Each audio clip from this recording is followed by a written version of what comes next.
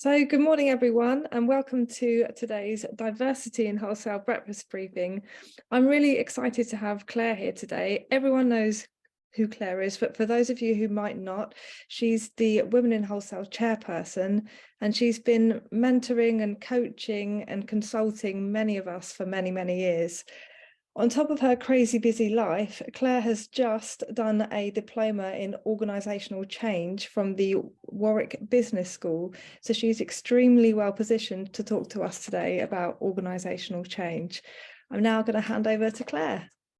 Oh, thank you, Elliot. Well, I can't see you all, so I do bung any questions or anything specific into the chat, because I can't see you, and I can't see you waving or gesticulating or anything. So yes, Elliot, it's been a fantastic privilege to work with Elliot since Elliot came up with the concept of women in wholesale about 7 years ago now, I think it is. I've worked in our wonderful industry for over 30 years, and I've had 3 formal sort of learning interactions. I did a bit of an NLP course. I've done a coaching diploma, and as Elliot mentioned, my diploma in organisational change, all of which has been absolutely fascinating. But I along with Elliot, am particularly passionate about helping to develop teams and talent, and in particular challenging the diversity agenda in our industry. Having said that, change is another really, really fascinating opportunity for us all to learn from and to be a bit better at. So do be as interactive with your questions as you can. And if there are any specific questions when I finish that you want to pick up with me, then feel free to drop me a line. Before I start on my slides, I am going to ask Elliot to run a little poll, because I want to put into context how change is just life. Life is just all about change. So Elliot, if you're there and you can run a little poll, I have 3 questions for you just to tee us off. So Elliot, are you there to start the poll for us all? Here we go. So first question, how many babies were born in the UK in 2022? You got a choice of 3.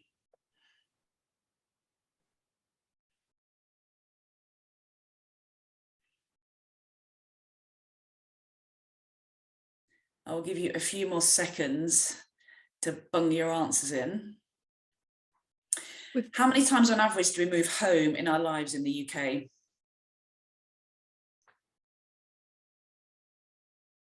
And I can't see the third question. Is the third question on there, Edith? Yeah. How many new companies were registered in the UK in the past financial year? Brilliant. 21 out of the 29 people have participated. 22. Brilliant. 24, almost everyone. Brilliant. Brilliant. It's still going. Give it 10 more seconds. End. So, are you showing the results, Ella? I can only see, So interestingly, it's actually 680,000 babies were born. So you've been a tad optimistic on the number of babies born in the UK. On the second one, we actually move home, apparently in the UK, an average of 7 times in a lifetime. So again, that's slightly higher than the sort of average of 4. And then the last one I thought was fascinating. There are 753,000 new companies registered in the UK last year. So some interesting thoughts, and all of those, Elliot, you can get rid of that now. All of that, for me, I wanted just to highlight that even amazingly positive change, like having a baby or setting up your new business, all of that change is incredibly challenging, because it all takes a huge amount of effort. But the only thing that is constant in life, as we know, is change. So all of that, I think, sets the context of why being a bit more accepting and a bit more fluent in organisational change is really, really important. So let me now share my screen with you. Elliot, tell me when you can see it all and it's all in nice PowerPoint mode. I can see it all. Hurrah. So We've got about an hour, and I'm really keen for you to use the chat function. I can't see it, but Elliot is there in control to shout all your questions out at me. We've done a bit of context setting. So the context setting for me is just about really being clear that change is, as we know, it's just organic, it's just life, it's just natural, it just is a part of being human. So getting better at adapting to it and being more change fluent is something that is so important, particularly in the business context, as we move through the next few years. I don't know how many of you were on Trina Schofield's fantastic My Mighty Mind webinar, which I think was the last one we did. But I'm going to reiterate a little bit of that in why change is difficult, because a lot of what Trina talked through about what makes us human is why we do sometimes find change a bit difficult. So I'm going to do a bit of a refresher on that for those of you that were on Trina's session. I'm then going to talk a bit about how to help yourself be change fit, because being able to lead change and being able to be a fantastic advocate for organisational change has to start with you. So it all starts with how you are and how you feel about change. And then I've got some tips to help you support others through change. I love the confidence clarity model. So we're going to do a bit of that at the end, just so you can see it and understand it and potentially use it on yourself, and then understand how to use it with others before we then close with some next steps. So it's going to take about an hour, but as I said, please make it as interactive as you can with throwing specific questions and things out at me. That would be fantastic. So why is it a bit difficult sometimes to deal with change? While I'm just introducing this, why don't you put into chat, when you hear the word change, particularly I guess in an organisational context, give me some words, just a word about how that makes you feel. So when you hear change, how does that make you feel? Put a word into chat specifically that says, right, when I hear change, this is how I feel. Give me a feeling word. So Donna says, Donna feels nervous. Melanie feels uncertainty. John said good morning. Caroline feels nervous. Carol says scary. April is nervous. Chris is excited. Yeah. Tracy is happy to embrace change. Rachel is unsettled. Lauren finds it exciting. Deb, unsettling. Joy, curious. We've got unsettled, excited, apprehensive, exciting. So it's quite a split. Scared. Yeah. John is scared. Yeah, and I guess that's exactly what you'd expect. You'd expect this to be a split, because we need in our herd, we need somebody that's prepared to go out and find new grazing ground, or we need, whoever's going to go out and find the next cave. So we need people that like the challenge of uncertainty, and you see them in people like, I don't know, Richard Branson. We see people who are naturally able and love taking risks. But change can be difficult, and this is going back to some of the stuff as a refresher for you, those of you that were on Trina's course last month. We are programmed as humans to survive, and anything that is a bit different can be perceived as a risk because we don't know it, and it's a bit different, and it could jeopardize us. So we're programmed to survive and therefore be apprehensive, all the words you've used of risks and of change, because we just don't know. We don't know what it could mean to us. So it's a fascinating challenge that in some regards life is all about change, but as humans we've been programmed to avoid it because it could be a risk. So that's just innate in us as humans. The second thing, which is really fascinating, is that we do become the accumulation of our habits. And there's some amazing books, Atomic Habits, for example, written about this, but we are so habitual. It's quite interesting. If you just note down your morning routines, or you note down what you think of on a regular basis, it always tends to be the same stuff. We are very, very habitual as animals.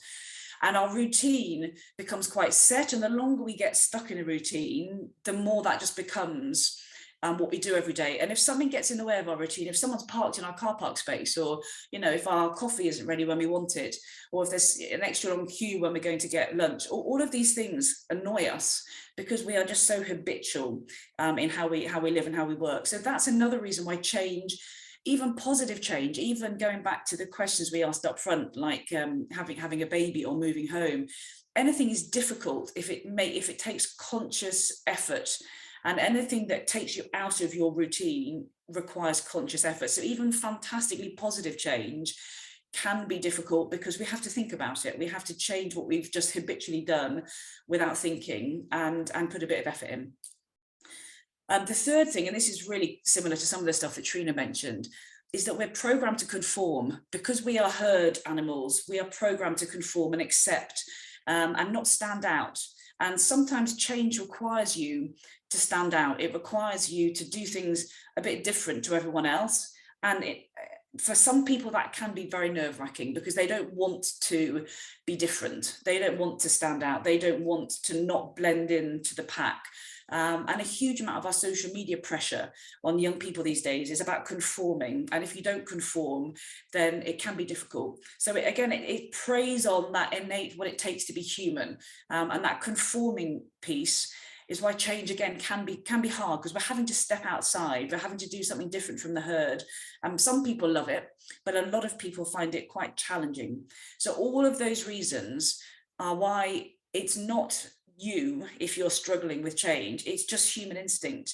We all have choices, and that's another thing that is incredibly important to reflect on.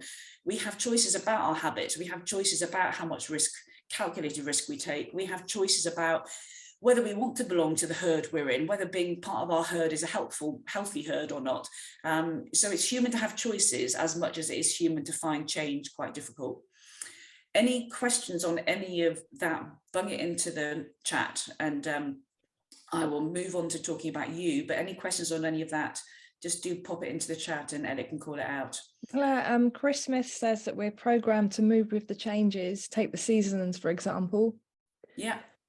Melanie says, especially when you rely on some of your habits to stay in control and to stay calm, change can be difficult. Chris adds that the spring energy brings movement. The most popular time for moving house is in the springtime. Yeah. That's quite a good point.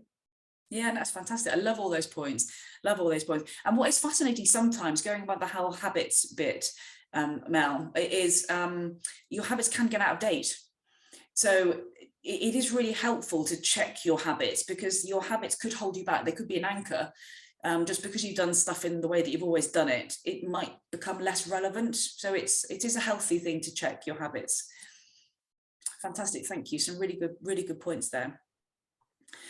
The next slide I'm going to talk through, I'm sure some of you have used before, because I'm going to talk about comfort, stretch, panic. Before I flick it on, because then you'll think about it, I try to help myself to live in stretch. And one of the things I've just come back from doing last week was a charity cycle ride, and we cycled from Thailand to Laos to raise money to clear landmines. So I keep trying in my middle age to take myself out of my comfort zone and focus in on stuff that makes me slightly uncomfortable. So I'm constantly trying to live in stretch. So I can give, if you want, a few examples of what it takes to try to live in stretch. But one of the bits of advice I would give for all of us having to live and work in the crazy world we're part of is practicing how change fit you are through using the theory of the comfort, stretch, panic model. Now, I'm sure I can't see a show of hands, but I'm sure a lot of you have used this in the past. But I think it's a really effective tool when you're thinking about change, keeping yourself change fit by just challenging some of your habits, challenging some of your routine, putting yourself in an environment where you do feel a little bit uncomfortable, because you can guarantee when change happens, the more change agile you've helped yourself be, the more able to accept it and embrace it and challenge it and even lead it you will be. So do give me some thoughts as I'm talking this through on chat. It'll be fantastic actually if you can give some examples of how you use how you stretch. What do you use to help yourself stop being too comfortable? Or I guess equally, if you're in panic, what do you do to help yourself get back into stretch? Or is panic a problem at the moment, which again we can have a bit of a chat about. So put some thoughts while I talk this through into the chat that Elliot can read through. So for me, living in stretch is so important, because you never know where the next change initiative is going to come from. And from an organizational perspective, often you can see how the company is evolving, but you'll never be 100% in control of your career or your life. And I think the more you can help yourself train to be more change agile, then you are less overwhelmed when things do change, and when organizations go through, restructures, or when jobs change scale and scope, because you're used to it. You're used to challenging yourself. You're used to doing things a little bit that are a bit unnerving. One of the best ways to do this is just to make sure that in your madly busy weeks, you do have a little bit of you time. And it's only in that you time can you really reflect on how you're feeling. And how you're feeling is so important, because if you're feeling frustrated, or you're feeling claustrophobic, or you're feeling overwhelmed, it's just checking in to see how you are. So you can take control of you as a change agent, but equally you as an entity, and just look after your own well-being. I've spoken quite a lot about PDPs over my time with women in wholesale, but actually having a PDP that gives you a little bit of clarity of your own destiny, so you can invest in yourself and look at how you challenge and change not just your work you, but your home you, and all the parts that make you the essence that you are, is so important. And that is prioritizing your fitness, as well as prioritizing, family time over work time. It's prioritizing friends time over family time. It's just trying to make sure that every part of your life is balanced. And a really good PDP will keep you change fit, because if you've written it properly and you have somebody there to help you manage it and to help you live it properly, that will keep you challenged, but in a positive way. It will keep you growing and learning and developing, and in that sort of adventure stretch space, but in a way that really, really works for you and helps you be the best version of you, so that as and when change happens, you're fit and you can handle it and you can embrace it and you can lead it, or you can challenge it in a positive way. It stops you being vulnerable or feeling of overwhelmed when it comes through. Elliot, any comments on that? I can see we've had quite a few chats coming through. So Stephanie says she uses exercise, walking and Pilates to help her de-stress and help her manage her feelings and her inner voice. Brilliant. Tracy says, well, I put a question down: how do we inspire our teams to live in stretch? Because as a leader, if you're comfortable there, how do you bring your team along with you? And Tracy says, if we're encouraging teams to live in stretch, it's asking them to be out of their comfort zone, which they may struggle with. And totally agree. So how do you bring them along? And then Chris has added that he totally agrees with your model, and that he looks at stretching himself one of 3 levels at any time: physically, emotionally, and mentally. Well, that's interesting. I look to see which in me is ripe for change, and when I have done enough in a particular area to move on to something else. Do we want to hear more about that, Claire? Can we invite Chris? I'd love to. Chris, are you happy to join and give us some thoughts on what you've just been writing? That would be brilliant. Okie dokie. Over to you, Chris. Hello, can you hear me okay? Hello. Yeah, I can hear you. Yes. This is a way of Hi, Chris. We can't hear you very well, Chris. Chris, start again. You're a bit fally outy. Try again. Is that better? Yes. Yeah. I guess an organic sense, so something ready. I'm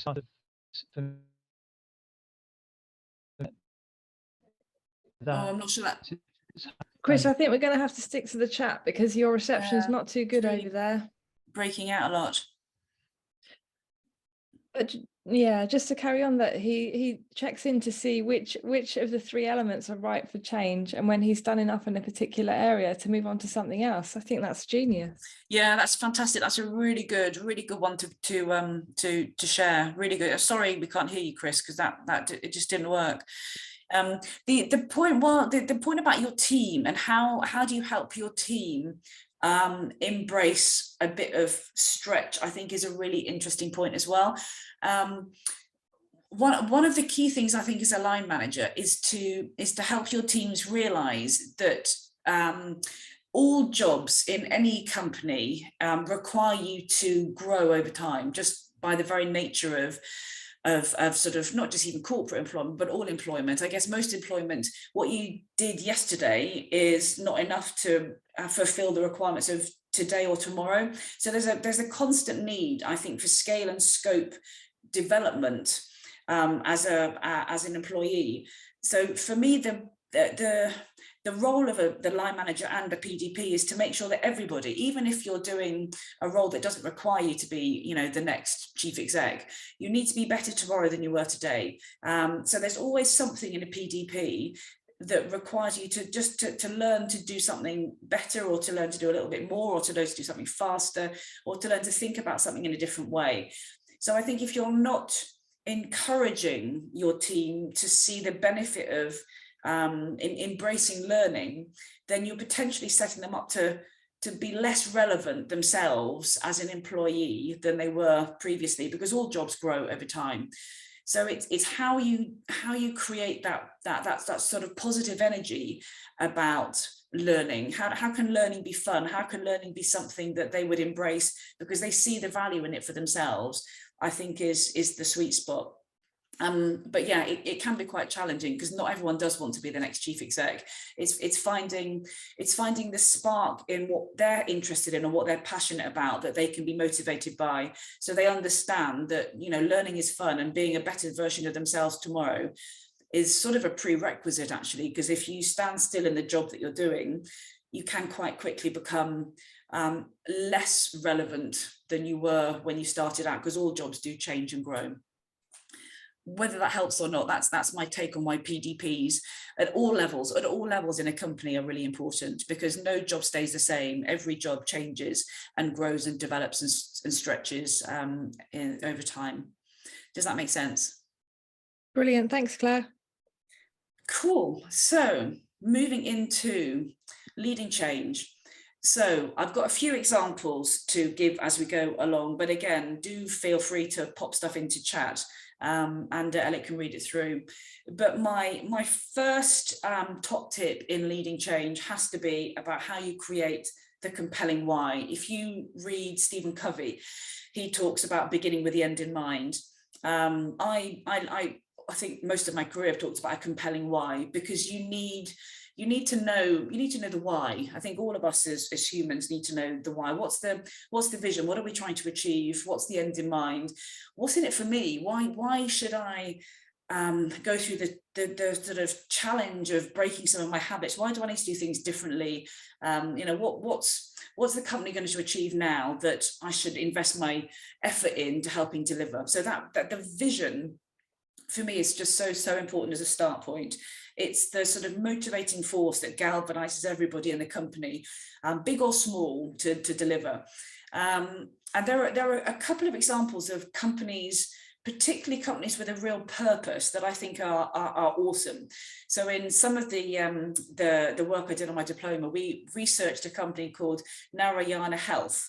And they have a vision to give affordable healthcare to everybody in India, which seems completely bonkersly surreal when you think about our current NHS situation. However, they're achieving it, and they're achieving it through some outrageously bold goals that are being delivered against, just because of the vision of one of the doctors that started it off.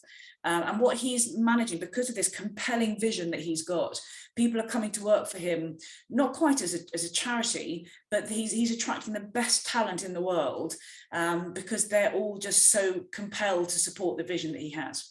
So the power of a vision can be transformational in getting people to want, and it's the human want, it's buying emotion, it's getting people aligned because they want to be, not because they have to be, that is magic.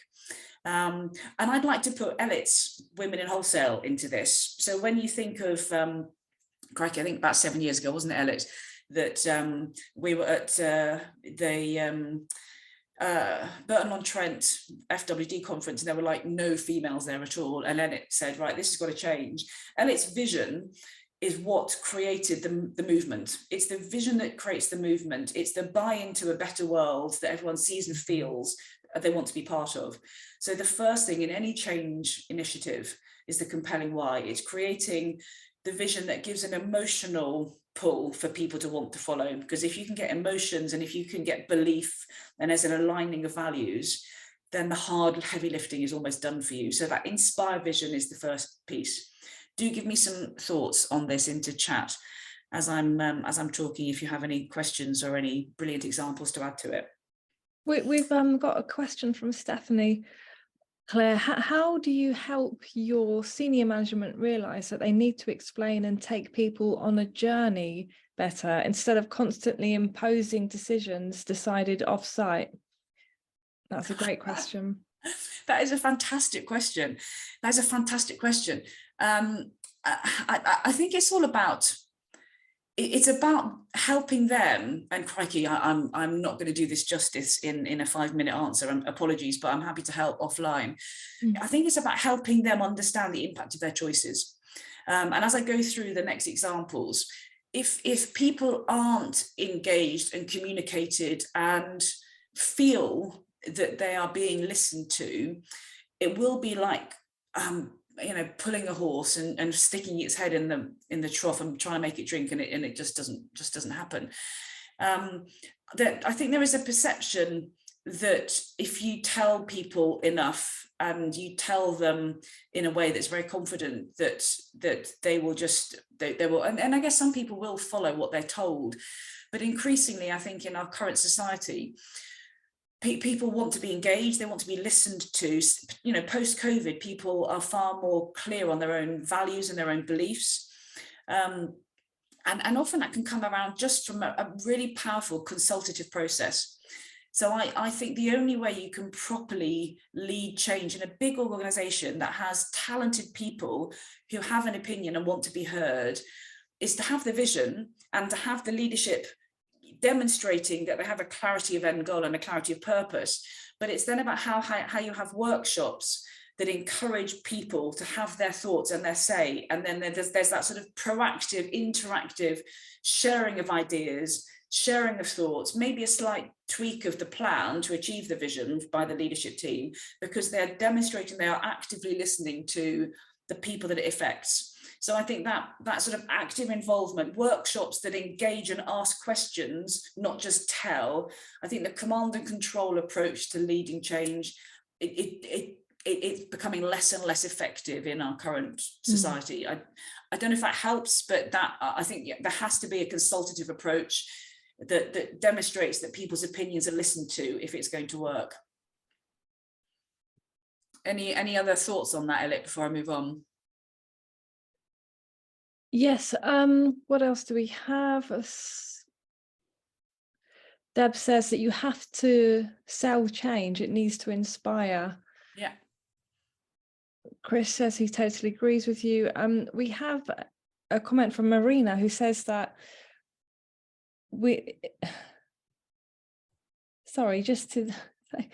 things like ChatGPT are things that we need to consider. Just it's technology trends as well as changes within our organizations. Yeah, 100%, and the how, but all of it plays to the emotional side. So I'll talk through the emotions on my triangle that is coming next. But Marina, you're absolutely right. All of it connects to how we feel as humans, and tech is as much a threat as organizational change because of how it can make us feel. So I'll talk about feelings next. But the bit in the middle connects with actually what I was saying about the vision. Satya Nadella, who transformed Microsoft, is another fascinating role model. So if you do want to do any reading on Satya Nadella and how he transformed Microsoft from a toxic, sort of destructive culture of competitive individuals into, one of the most sort of value driven tech companies with an incredibly strong profit EBITDA on the back of it. It's a fantastic story. And he talks about leadership and change being a contact sport. And I think this goes back to what we were just saying about how as a board or as a leadership team, that connection there is critical. So the ability to communicate and listen and engage. So change isn't just something that's done to you from on high. Change is something that you're all part of and that you're feeling connected in to give your thoughts, advice. So the sort of sum of the whole is greater than the sum of the parts, and it's not just purely a dictated to command and control is, I think, really, really critical.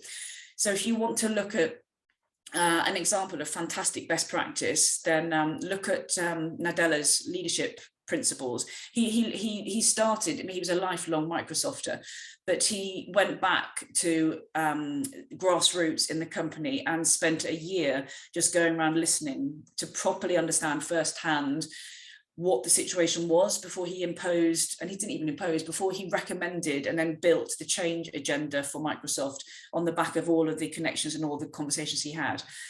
So the leadership and change being a contact sport, I think is such an important part. And that, I guess, goes back to why as a board or as a leadership team, just imposing change top down and saying, right, this is it, crack on, I just don't think works in our current society. I think people are too needing to be engaged and connected with. So the communication piece, the engagement piece, the helping people understand that the why for them is, I think, critical, absolutely critical. Any thoughts on that, Elliot, before I go into the why? The why is so important. No, you can keep going. Okay. My biggest learning, I mean, there is so much written about change. It's fascinating, but my biggest learning, I think, on my course was how emotions can derail the best strategy. So it almost reinforces the conversation we had earlier about vision. If you don't connect with people's emotions and you don't understand the thoughts they're having, which connect into how they feel, which then connects through into their behaviour, you're putting the entire change initiative at risk. And this is how it works. And there's so much written about the emotional side of change. We know that, I don't know how we know, but we do know that we have about 60,000 thoughts a day. And out of those 60,000 thoughts, again, I don't know how we know, but it's sort of fact that about 20% of those thoughts are positive. So 80% of our thoughts that we have every day are more likely to be negative. And that goes back to the whole survival piece and how we are constantly looking at protecting ourselves. So we tend to be more risk averse and therefore more negative in our dominant thinking. So if you think that 80% of our thoughts every day tend to be negative, when a big change agenda comes along, even if it's a positive one, our instinct is to think about stuff in a negative way. And if you're feeling vulnerable and you're feeling like something's going to be taken from you, whether it is status or whether it is connections, whether it is your identity from a different change in role, whether it's earnings, anything that creates a loss creates a really strong negative emotion. And if you have that really strong negative emotion kicking in, it could be anger, it could be frustration, it could be fear, then your ability to create a positive behavior and to create the acceptance of change, it just won't happen. Won't happen. Try thinking clearly when you're angry, or try thinking clearly when you're scared. It just doesn't happen because all of our survival instincts are kicking into fight and flight, and there is just no blood going to the brain. So we can't logically think brilliantly clearly in any of those stressful situations. And this is for me one of the most important parts of a leader, but also as an individual, when thinking about change and particularly thinking about organisational change, how we are helping others and as well as ourselves really reflect on the thoughts we're having and really looking at what emotions are we seeing and what behaviours are we seeing, which could then connect back to the emotions and the thoughts. It's almost doing the cycle in reverse so we can identify where people are. And going back to that example we discussed first out, if you're seeing behaviour that is disruptive or you're seeing a complete switch off in engagement, then you have to almost follow back around that triangle and say, right, if I'm seeing behavior that isn't engaged, that is disruptive, if I'm seeing any terrorists, then there's a real fundamental problem with how we are connecting and delivering and engaging and communicating change. Because anything like that means that the emotions people are feeling are vulnerable. They're feeling upset, they're feeling angry, they're feeling lost, they're feeling confused. So the thoughts they're having are all about loss. It's all about, I'm gonna lose my team, my status, my reputation, my earnings. So it's that understanding of behavior linking to an emotion, linking to a thought, that as a leader, if you see that happening, there's a real need to reflect and intervene in a positive, helpful, supportive way, because you won't be able to force through an effective change process if people are demonstrating behaviours that aren't engaged. So I've talked a lot there. Claire, Any comments, Ellis? I can add from Rachel. Rachel says she was once told to change staff pay from weekly to monthly. The reason was because the business didn't want to invest time to calculate the pay weekly. It was a change that made life difficult for people, and I couldn't see how to make it positive. Yeah, any change is negative, but I guess before going on, right, this is what we're going to do. With the benefit of hindsight, it's almost having that sort of consultative process that says, right, this is why we need to do it. This is what our intentions are. It's not to pay anyone less. It's not to cause anyone disruption. But this is what we want to do and why we want to do it, and what does it mean to you. And then if you're involving them in the intended change, it could be that you can mitigate some of the worries, some of the concerns, some of the feelings of loss, some of the changes required that could be disruptive. It's fascinating. We often don't realise the impact of the changes we're wanting to make on the people that are going to experience it. And working it back, so you're doing it in a consultative way, can mean that the change can potentially still happen. It just needs to be thought through in a different way. But that's a fantastic example of, in theory, nothing changes, but in reality, an awful lot does. Melanie makes a really good point. She says that it takes discipline to stay away from those negative thoughts and instead move into the stretch zone. And I've added that it's especially difficult for people that are impulsive and can react quite quickly to negative thoughts. Yeah, it is, and that's because we are programmed to be to avoid risk. Going back to what we said up front, but for me, the best way of doing that again is to have a consultative process, because often the perception of risk is far greater than the reality.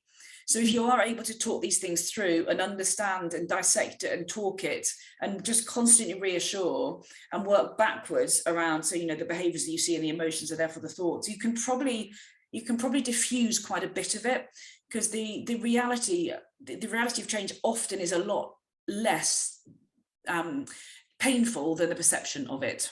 But it's fantastic points, really, really useful points. Just one more, actually. Chris Smith says that I have found that my first step is to build a culture of celebrating success and recognizing positive actions. This builds a culture where we can accept challenge from each other, because the fear of reprisal or rejection is minimized. It's easier to accept challenge when we feel the other has our back and is not out to get us. I really wish your mic works, Chris. Yeah, and I'd love to work in your company. Yeah, same. Because that trust, trust is at the foundation of all of this, isn't it? If you have that 100% unconditional trust, then you know that whatever change happens, people are going to understand what it means to you and make sure that you evolve it in a way that works for everybody. That unconditional trust and that sort of deep understanding of you as a human, your needs, your values, your priorities is what makes it work. So yeah, fantastic example. I think that smaller companies can hopefully lead the way in what great looks like in change. For big companies, it's a lot more complicated, because every single person is different. Every human is different and needs something different. And when you multiply that up, by multiple millions of people, or cross cultures as well, because cultures have a different interpretation. And I think genders feel change differently too. It gets more and more complicated. Any other points on that, Elliot, we want to Yeah, just Molly says often have to remember the change process isn't one size fits all. Totally. Every person will feel change in a different way, just because we're all unique, and some people will put on a brave face, but underneath find it very, very difficult. Some people will be a lot more vocal. So yeah, you're absolutely right. And I guess that goes back to Satya Nadella and the fact that, you know, leadership change is a contact sport. You have to be in with your team to really know and feel how they are feeling in order to help them through the change curve, and for order for them to feel engaged and motivated, and for them to feel the opportunity and you know, be excited by the opportunity that change can create. And the last one is Marina says that helping people become more self-aware and develop their reflection skills might help. 100%. Oh my word, if everybody was as self-aware as they think they are, it would be brilliant. But yeah, none of us are quite as self-aware as we think we are. Unfortunately, we all have our blind spots, and we all have our development needs. So yeah, that again, a fantastic line manager is an amazing asset in those sort of times, definitely. And finally, Joy says trust is key and works both ways. Many big companies don't trust their people to feel willing to involve them in the change ideas. It can use time delays as an excuse. Yeah, that's interesting. It's really hard to know how much of that is just traditional versus intentional. I think we are still more traditional in our styles of leadership than maybe we should be in this day and age. It's probably down to the dominant leadership style of your board or your leadership team. But you are right. I think there is still a perception that big decision making and command and control is the way to lead. I think we're gradually moving out of that, and there are some amazing examples that we've already heard of companies that don't operate like that. But the traditional command and control line of report, you know, change happens, you know, this is how it's going to cascade down. That still happens, bizarrely enough, in too many companies, and it just doesn't. I don't think it's an effective way of harnessing the power of the human entity in this day and age. I think there are too many people with too many brilliant opinions that want to be engaged and want to work for a company that values them. And that's quite different to probably how we were pre-pandemic, in fairness, because people have had more time to reflect on themselves and their priorities and you know, what they want to get out of work. So yes, some fantastic contributions. Thank you. Really good contributions. Anything else, Elliot? No, that's all good. Cool. So one final slide before we then go into the sort of wrap up bit. I love this model as a way of helping us understand how we help ourselves and help our team. So the confidence clarity model for me is a really useful quick sense check. And it's sometimes useful to do at the beginning of a change debrief and then at an end, just to see the difference. So if you do the start in one colour and you get people to put where they are, and then you get the end of the debrief in another colour and you get to see where people are, you can understand if you've had an effective communication. So going back to some of the conversations we've just been having, if people feel listened to and they feel more clear and they feel more confident, then you'll see a movement sort of upright on their marks. But how this works for me, you start with clear. Are people really clear on why the change is happening, or are they clear on the actions that are required of them? Are they clear on the priorities that the company is asking? So the clarity bit is the first bit. How clear are you on what this change specifically requires you to do? The clarity bit is the first bit out of, well, it doesn't really matter out of 10, but you know, it's the clarity, whatever it is, x-axis, y-axis. And then on the other side, once you're clear on those priorities, how confident are you in your ability to deliver them? And that confident could be skills-based or abilities-based, or it could be mindset-based. It could be just, you know, purely, if you're feeling a little bit less than optimal, it could be that you're just not feeling confident and you might need some coaching to make yourself more confident. It's not necessarily a skill. So that confidence piece, again, is a really important check.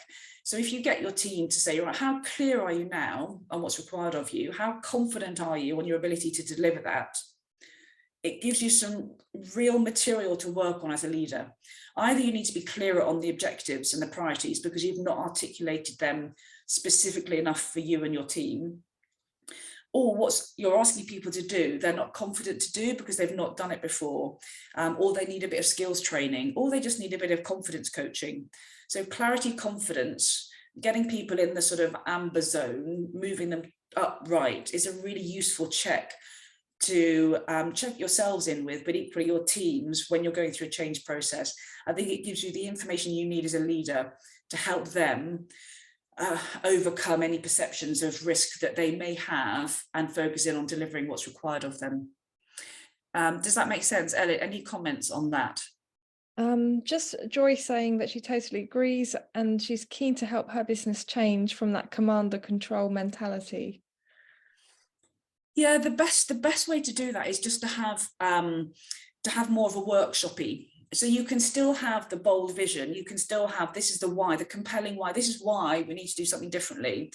And then you can ask different tables to say, right, how would, if this were to, when this happens, if this happens, how would you feel as a customer service operative on this table? How would you feel if you worked in the sales team on that table? How would you feel if you worked in marketing?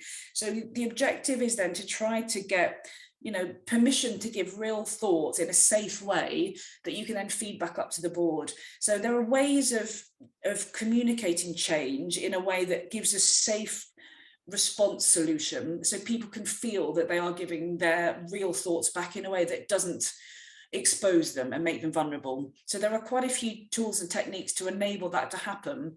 So you can give challenging feedback upwards, but in a way that doesn't incriminate anybody. Melanie says she loves this. It's such a quick, simple check-in on how the team are feeling. It also brings into perspective how to give your team effective feedback, like being clear but empowering your team and making them feel confident.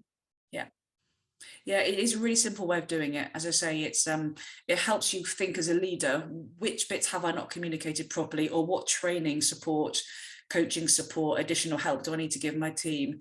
And a great coaching question at the end is, what else do you need from me in order to be more a 10 out of 10?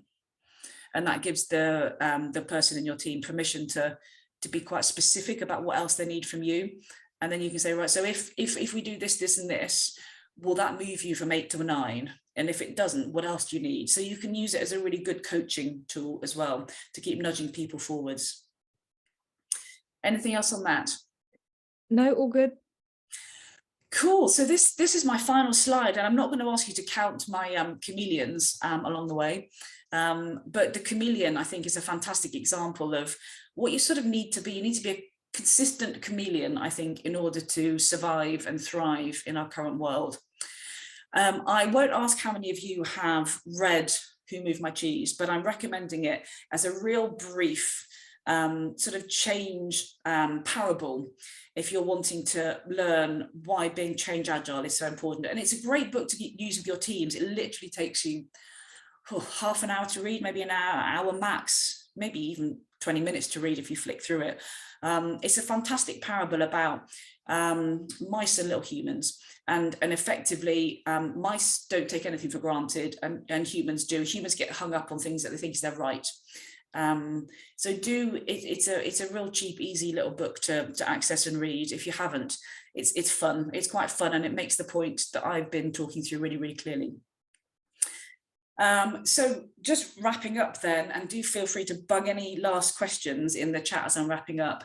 I think we all realise that change is organic, change is life, change happens, and how we help ourselves be more change fluent is just so important, because we know that it's human to be risk averse, but we also know that it's human to have conscious choices, and we can choose to be aware of our feelings of vulnerability, and we can choose to understand that they are not blockers, and we can choose to still take calculated risks to continue to stretch and develop and grow ourselves and help our teams to do the same. So the consciously choosing to live in stretch is a choice. And I think the more we can help ourselves hopefully manage out of panic, because you don't want to be in panic, but just make little tweaks every day to your habits, just checking in your habits so you're living in a healthy stretch and loving the fact that it just enables you to feel alive every day is a really important part of being a leader in our day and age. We've talked a lot about the impact on emotion, but you have to lead with compassion, because people have loads of perceived pressures, even if they're not real pressures, and a lot of them might be real, but you have to lead with compassion, because people do need to feel listened to. They need to feel helped and supported increasingly because of how bonkers the world is we live in. So the ability to look at behavior, and if you see adverse behavior, work back to why that could be, what emotions could be driving that, and so therefore what thoughts could be driving that, and how you help that person is a real leadership skill that is, I think, essential for us in our current day and age. And hopefully all of that will enable you to be the change that you want to see and lead by example. And so that's everything I had prepared to talk through. But any other questions, anything specifically you want me to help with, please bung in the chat.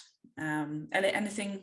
Yep, there's two things. First of all, I've just ordered Who Moved My Cheese on Amazon, and it's only £5 and it will arrive by 10 p.m. tonight.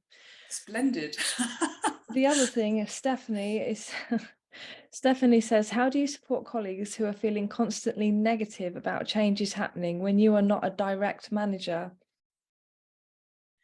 Yeah, I think there's a really important part there, just to understand.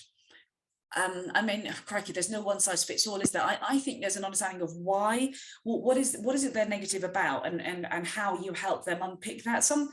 There are so many reasons. Some people are negative about everything because they almost enjoy the attention they get by being negative. So I don't know. I can't answer that in a helpful way, because it depends on the why behind it. But I think how you help, almost maybe just by leading by example, demonstrating that actually change is organic, it's always going to happen, how you embrace it and learn to enjoy it, because we're only here once. There's no point being miserable for all of your life. We all have choices. If you're in a company and they're making changes and it does go against the grain and it doesn't fit with your values and your principles, we all have choices. But if you choose to be miserable, that for me isn't a positive choice to make through the life that you have. Elliot, any other questions? I just wanted to add to that, if I'm allowed. I've learned that some people will just always be negative, and you can't change that. My husband can never tell me what he wants to eat. He can only tell me what he doesn't want to eat. But just to add, final messages on the chat are lots and lots of thank yous. Thank you, Claire. Thank you for the tips, insights, and practical, pragmatic presentation, and many, many thanks. Pleasure. Well, you know where I am. I will be at the speed mentoring in a few weeks' time. So yeah, happy to help if there is anything specific. But I think from the questions you've had, you guys are just smashing it already.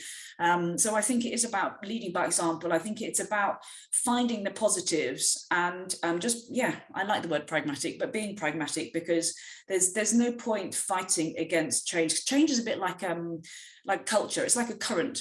Imagine, you've got that constant current going on, and if you fight the change, if you try to swim against the current, you're just going to become exhausted, and it just doesn't work. So you might as well just embrace it and enjoy the fact that it's going to be taking you somewhere exciting and new and different.